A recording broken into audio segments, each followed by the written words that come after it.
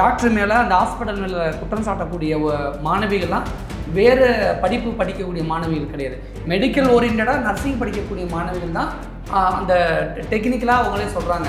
இது வந்து கிட்டத்தட்ட டாக்டரை கொலை பண்ணிட்டாருங்கிற ரேஞ்சுக்கு சொல்கிறாங்க. ஆக்சுவலி இங்கே இதுதான் டிஃப்ரென்ஸ். ஆக்சுவலி நீங்கள் சொல்ல வந்து இதே ஒரு லேமேனாக இருந்தால் அவங்க என்ன சொல்லியிருப்பாங்கன்னா, ஏதோ தப்பான சிகிச்சை நடந்துருச்சு, எங்களுக்கு சந்தேகமாக இருக்குன்றதோட முடிச்சிருப்பாங்க. இவங்க அந்த நர்சிங் ஸ்டூடெண்ட்ன்றதை வந்து டெக்னிக்கல் டேர்ம் எல்லாமே அந்த இடத்துல யூஸ் பண்ணுறாங்க. Which means they very well know. அது மட்டும் அவங்க வெளியிலேருந்து வந்த கூட நர்சிங் மாணவி கிடையாது. அங்கே வந்து பணிபுரிகிற, அங்கேயே படிச்சுட்டு அந்த இன்டர்ன்ஷிப்பில் இருக்கக்கூடிய நர்சிங் மாணவி.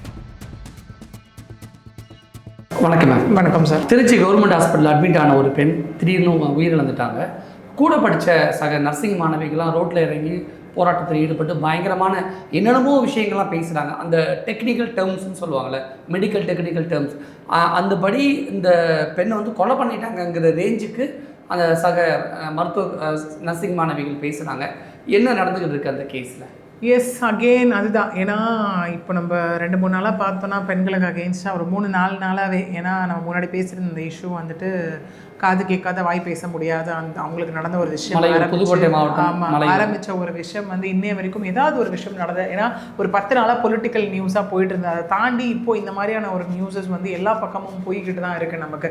அப்படி இருக்கும்போது அகெயின் இன்னைக்கு ஃபுல்லாக வந்து பெரிய தாக்கத்தை ஏற்படுத்திட்டு இருக்கிறது ஒன்று அந்த கோயம்புத்தூர் சூலூர் விஷயம், அந்த 10 வயது சிறுமியோட விஷயம். இன்னொரு பக்கம் அப்படியே பார்த்தோன்னா அந்த திருச்சி நர்சிங் மாணவியோட உயிரிழப்பு அப்படிங்கிறது ஒரு பக்கம். அங்கே வந்து அந்த சக மாணவிகள் எல்லாருமே அந்த போராட்டத்தில் ஈடுபட்டிருக்கிறத நம்மளால பார்க்க முடியுது இல்லையா? அங்கேயும் அமைச்சர் அவர்கள் வந்துட்டு நேரில் போயிட்டு அவங்கக்கிட்ட வந்து அந்த பேசக்கூடிய ஒரு விஷயம் அதெல்லாம் பார்க்கப்படுது. இப்போ சுகாதாரத்துறை ஒரு உயர்நிலை குழுவையும் இங்கே அமைச்சு இதில் வந்து என்னதான் நடந்திருக்கு அப்படிங்கிறத வந்து ஒரு அறிக்கையாகவும் இப்போ சப்மிட் பண்ண சொல்லியிருக்காங்க. ஓகே, இதில் அந்த மாணவிகள் எல்லாம் சொல்லக்கூடிய விஷயம் இதில் என்ன சொல்லப்படுது அப்படின்னு பார்த்தோன்னா, இந்த மாதிரி ஒரு மூக்கு அறுவை சிகிச்சைக்காக அட்மிட் பண்ணப்பட்ட ஒரு மாணவி வந்து அதில் வந்து இதய பிரச்சனை ஏற்பட்டு மாரடைப்பு ஏற்பட்டு இறந்துட்டாங்கன்ற ஒரு ஸ்டேட்மெண்ட் தான் வைக்கப்படுது. ஓகே, பட் இங்கே அந்த மாணவிகள் எல்லாரும் சொல்லக்கூடிய ஒரு விஷயம் என்ன அப்படின்னா, இல்லை எங்களுக்கு சந்தேகம் இருக்குது அப்படின்னு சொல்லிட்டு இருக்காங்க. அந்த இடத்துல என்னென்னா, அவங்க நிறைய சொன்ன மாதிரி நிறைய மெடிக்கல் டேர்ம்ஸ் லைக் டெக்னிக்கலாக நிறைய விஷயங்கள் அங்கே சொல்கிறாங்க. என்னென்னா, இந்த மாதிரி வந்துட்டு பேரை கூட முழுசாக எழுதலை, அதில் உள்ளே கூட எங்களை அலோவ் பண்ணல, மற்ற டைமில் மட்டும் நாங்கள் உள்ளே இருக்க அவங்களுக்கு தேவையா? இப்போ வந்து அந்த பிஜி ஸ்டூடெண்ட்டு இன்னும் 2-3 விஷயம் சொன்னாங்க, 2-3 பேரை சொன்னாங்க, அவங்கள மட்டும் உள்ளே அலோவ் பண்ணுறாங்க. இன்னொருத்தர் வந்து ரொம்ப உருக்கமாக சொன்ன ஒரு விஷயம் என்ன அப்படின்னா, சம்பளம் இல்லாத வேலைக்காரியாக தான் நாங்கள்லாம் இங்கே இருந்துகிட்டு இருக்கோம் அப்படிங்கிற மாதிரி. கழுவி துடைக்கிறதுக்கு மட்டும் நாங்கள் வேணுமா? மற்ற டைம்லலாம் ஸ்டூடெண்ட்டு இதே வந்து மருந்து ஒழுங்காக கொடுக்கல, இன்ஜெக்ஷன் ஒழுங்காக போடலைனா மட்டும் எங்களை வந்து திட்டக்கூடிய டீனு இன்றைக்கி எங்கே போனார்? ஒரு ஆறுதல் சொல்லக்கூட அவர் எங்களுக்கு வரல. ஏன்னா அரசு மருத்துவமனையில் நடந்த ஒரு விஷயம், ஒரு ஆதரவு சொல்லக்கூட அவர், ஒரு ஆறுதல் சொல்லக்கூட அவர் யாருமே எங்களுக்கு இங்கே வரலை அப்படின்ற மாதிரி இதில் எங்களுக்கு சந்தேகம் இருக்குதுன்னு சொல்கிறாங்க. கூடவே அவங்க என்ன சொல்கிறாங்க அப்படின்னா, முதல்ல கார்டியாக் அரெஸ்ட்னு சொன்னாங்க, அதுக்கப்புறம் சூசைடுன்னு சொல்கிறாங்க, சிபிஆரும் பண்ணியிருக்காங்க இந்த இடத்துல. அந்த பொண்ணு எங்களுடைய அந்த ஃப்ரெண்டு சீதா லக்ஷ்மி அவங்க வந்துட்டு அட்மிட் ஆகி 4 நாள் ஆச்சு. எப்படிங்க சூசைட் பண்ணிக்க முடியும்னு கேட்குறாங்க. யாராக இருந்தாலும் கேள்வி கேட்க தோணுங்க. ஒரு ட்ரீட்மெண்ட்டுக்காக ஹாஸ்பிட்டலுக்கு வரவங்க படுத்த படுக்கையிலேருந்து எப்படி சூசைட் பண்ணிப்பாங்க?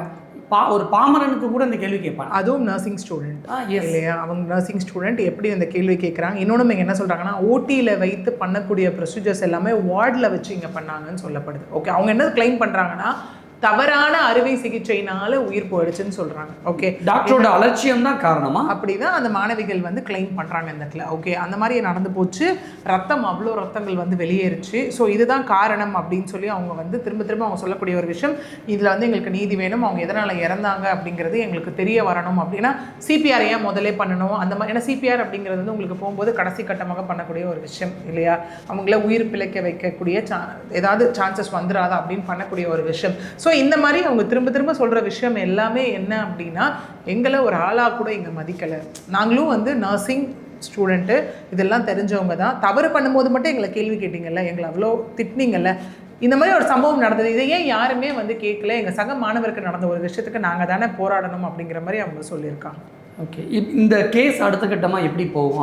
இந்த போராட்டம் எப்படி போகும்? எஸ், இது வந்து ஒரு அரசு சுகாதார டிபார்ட்மெண்ட்டோட ஃபெயிலியர் அப்படின்னு தானே பார்க்க போகணும். கண்டிப்பாக இதை வந்து நீங்கள் ஜஸ்ட் ஒரு மெடிக்கல் நெக்லிஜென்ஸ் சொல்லிட்டு நம்ம போயிட முடியாது. இது வந்து ஒரு அலட்சியம்ங்க, ஒரு மெடிக்கல் நெக்லிஜென்ஸுக்கு அதுவே நம்ம அக்செப்ட் பண்ணிக்க முடியாது ஃபர்ஸ்ட் ஆஃப் ஆல் இல்லையா? ஏன்னா ரீசனாக நடந்த நிறைய விஷயங்கள், தவறான ட்ரீட்மெண்ட், ஒரு குழந்தை வந்து இன்குபேட்டரில் வச்சு அந்த கரண்ட் லீக் ஆகி நடந்த விஷயம், இந்த மாதிரி அடுத்து நடக்கக்கூடிய ஒரு விஷயம்.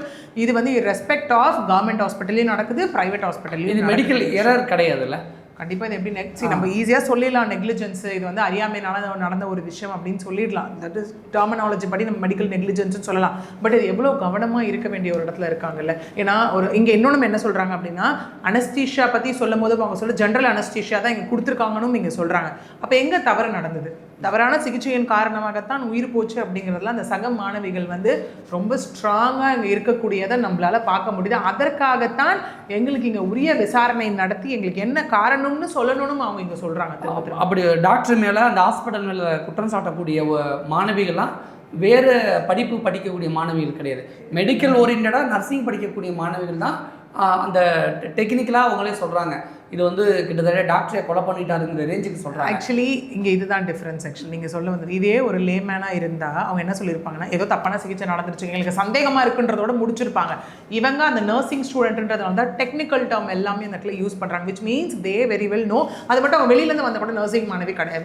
அங்கே வந்து பணிபுரிகிற அங்கேயே படிச்சுட்டு அந்த இன்டர்ன்ஷிப்பில் இருக்கக்கூடிய நர்சிங் மாணவிகள் தான். ஏன்னா எப்படி வந்து ஒரு ரெக்கார்ட் எழுதுவாங்க, எப்படி வந்து நம்ம வந்து டிஸ்சார்ஜ் சம்மரி வெளியில் வரும்போது அதுக்குள்ளே ரெக்கார்ட்ஸ் எந்த நேமில் எழுதுவாங்க, யாராக அதான் சொல்கிறாங்க இல்லையா, ஃபுல் நேமும் எழுதப்படலை.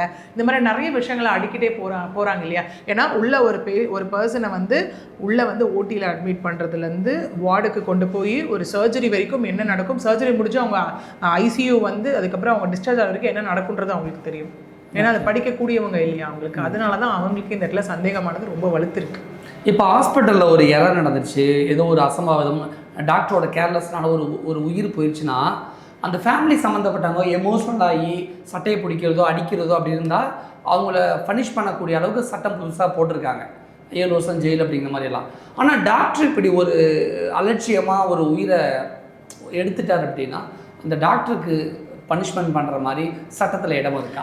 எஸ் இருக்குது. சட்டத்தில் என்ன சொன்னேன் இல்லையா, மெடிக்கல் நெக்லிஜென்ஸ் அப்படிங்கிறதே இங்கே வந்து அக்செப்ட் பண்ணிக்க முடியாத ஒன்றுன்னு நான் சொல்லியிருக்கேன் இல்லையா. அந்த மாதிரி கட்டத்தில் இருக்கும் போது எஸ் தாராளமாக to an extent of complaint கொடுத்து அவங்க மீது வந்து கிரிமினல் ஆக்ஷன்ஸ் ஒரு பக்கம், இன்னொரு பக்கம் துறை ரீதியான நடவடிக்கை நம்ம எல்லாமே சொல்லுவோம். அதாவது மெடிக்கல் கவுன்சில் கிட்ட வந்து கம்ப்ளைண்ட் கொடுத்து அவங்களோட ப்ராக்டிஸ் பண்ணக்கூடிய லைசன்ஸே கேன்சல் ஆகிற வரைக்குமான சான்சஸ் இங்கே நிறையவே இருக்குது. இந்த கேஸில் அப்படி ஏதாவது நடக்க வாய்ப்பு இருக்கா? எஸ், இப்போ இந்த கேஸ் பொறுத்த வரைக்கும் பார்த்தோம் அப்படின்னா சுகாதாரத்துறை தரப்புலேருந்து இப்போ ஒரு உயர்நிலை குழு அமைக்கப்பட்டிருக்குன்னு நான் சொன்னேன் இல்லையா. அந்த உயர்நிலை குழு யார் தலைமையில் அப்படின்னா ராஜீவ்காந்தி கவர்மெண்ட் ஹாஸ்பிட்டல் இருக்கு இல்லையா, அதோடைய கண்காணிப்பாளர் பாஸ்கர் அவர்களுடைய தலைமையில் அமைக்கப்பட்டிருக்கு. அது கீழே 3 பேரை இப்போ அப்பாயிண்ட் பண்ணியிருக்காங்க. யாருன்னா இஎன்டி டாக்டர் பாரதி மோகன் அவர்கள், தட் இஸ் அனஸ்தீஷியன், அதாவது மயக்கவியல் நிபுணர் வந்து சண்முக சுந்தரம் அவர்கள், கூடவே பேராசிரியர் ஜெயபிரகாஷ், இவங்க எல்லாம் போட்டு இவங்க ஐ திங்க் இன்னைக்கு திருச்சி ஹாஸ்பிட்டலில் ரீச் பண்ணுறது, கவர்மெண்ட் ஹாஸ்பிட்டலில் ரீச் பண்ணிடுவாங்க. அங்கே என்னதான் நடந்தது அப்படிங்கிற மொத்தத்தையும் வந்துட்டு என்கொயரி பண்ணி அந்த மாணவிகள் அங்கே நடந்தது, அந்த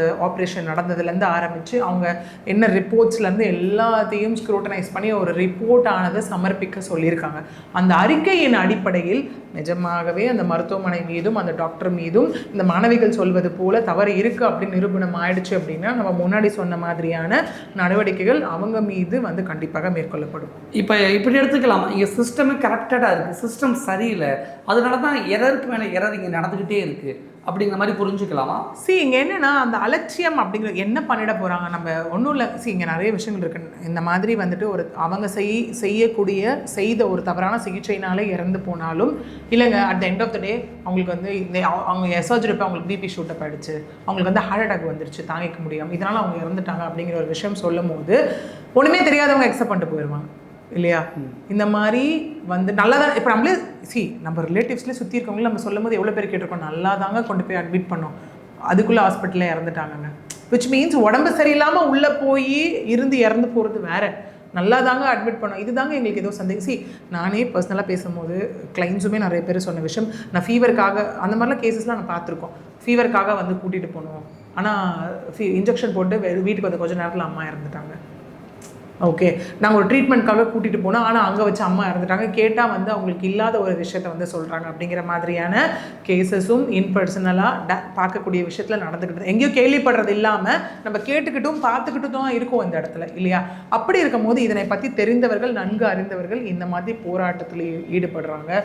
ப்ளஸ் எங்களுக்கு நியாயம் வேணும்னு கடைசி வரைக்கும் நிற்கிறாங்க. தெரியாதவங்க உயிர் போயிடுச்சுப்பா அப்படின்னு காலத்துக்கும் வருத்தப்பட்டுட்டு அந்த இடத்துல உட்காந்துட்டு இருக்காங்க. ஸோ இந்த மாதிரியான ஒரு விஷயம் இது நிரூபிக்கப்பட்டால் மேபி இன்னொரு ஸ்ட்ரிக்ட் ஒரு ஆர்டரோ ஒரு ஜிஓவோ ஆன் லைக் கவர்மெண்ட் ஹாஸ்பிட்டல் ஒரு ப்ரைவேட் ஹாஸ்பிட்டல் மீது வந்துட்டு ஒரு விஷயம் வந்து லைக் பிறப்பிச்சாங்க அப்படின்னா மேபி இந்த மாதிரி ஒரு விஷயத்தை வந்து நம்ம தடுக்கலாம். முதலமைச்சராக விஜய் வந்த பிறகு இங்கே பழைய மாதிரியான சிஸ்டம் இருக்காது, எல்லாமே புதுசாக மாறப்போகுது, பயங்கர மாசாக இருக்க போகுது அப்படின்னு மக்கள் ஒரு பெரிய எதிர்பார்ப்பில் இருக்காங்க.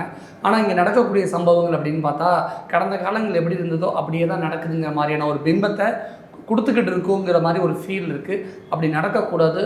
புதுசாக எல்லாமே ஒரு புதிய மாற்றத்துக்கு உட்பட்டு நல்லதாகவே நடக்கணும் அப்படிங்கிறதையும் வலியுறுத்தி நிறைய விஷயம் ஷேர் பண்ணிக்கிட்டீங்க. எனக்கு நன்றி.